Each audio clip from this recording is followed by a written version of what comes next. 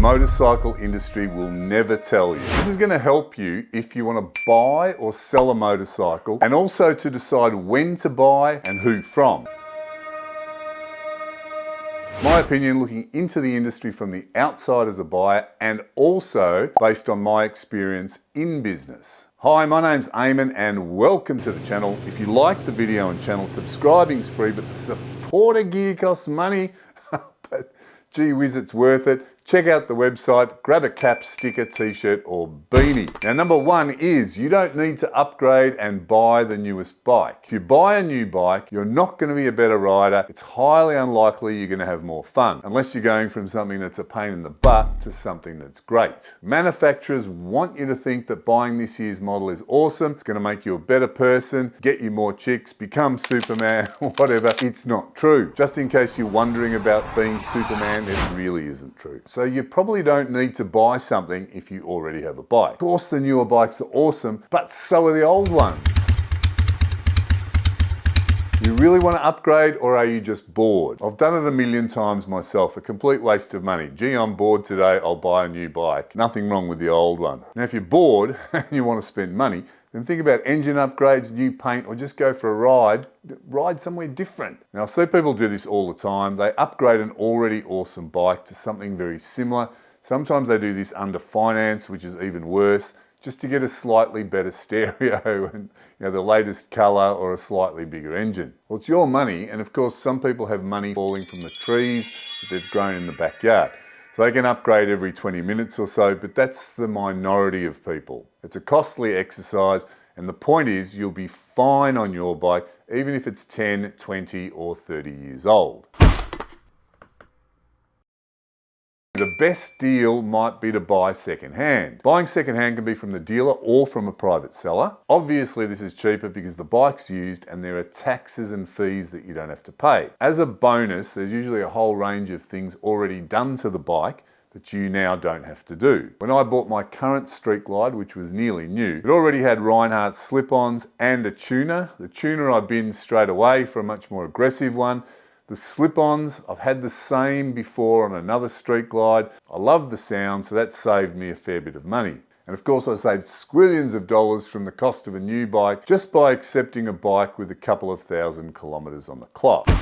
Now, if you buy second-hand from a dealer, there's usually more room to bargain on the price because they might have got it very cheaply as a trade-in. I know I got a good deal on mine, which was traded in on a smaller bike because the owner thought it was too big for him. Now, if you buy from a private seller, sometimes they're too emotional and they want ridiculous prices. My thinking is, if they're not much cheaper than the dealer's price, it's safer to go with the dealer because the dealer's usually reputable and they give you a warranty. At the end of the video, I'll give you a few tips to get a good deal on a second-hand bike. Trade in and you get top dollar. I see advertisements for this all the time. It's a straight out lie unless they mean compared to the shop next door. You don't get top dollar, you get the dollar that they determine they can make their profit on. Now, this isn't necessarily bad, it's just the way it is. You benefit from an immediate sale or transition to a new bike. You don't have any hassles of answering calls, dealing with buyers, sometimes for months,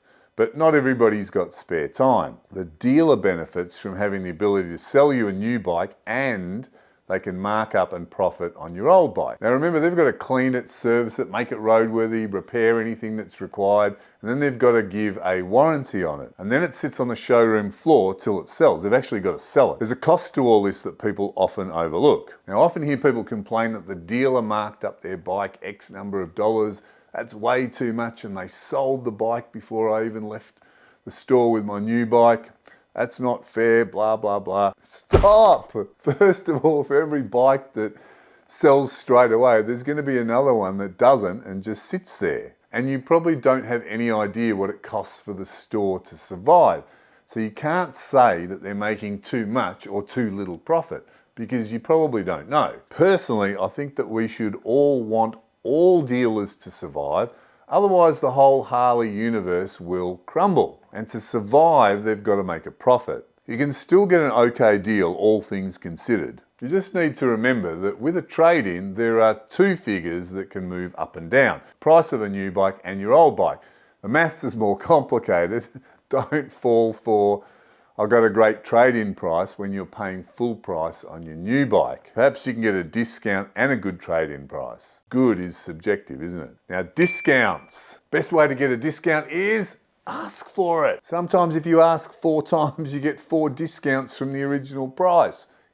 It can be that easy. Now, don't forget, salespeople can smell your level of interest, and this is not going to work if you're too keen. With Harleys, it's very difficult to get a discount because they're masters of keeping the price where it is. They reduce supply when the demand goes,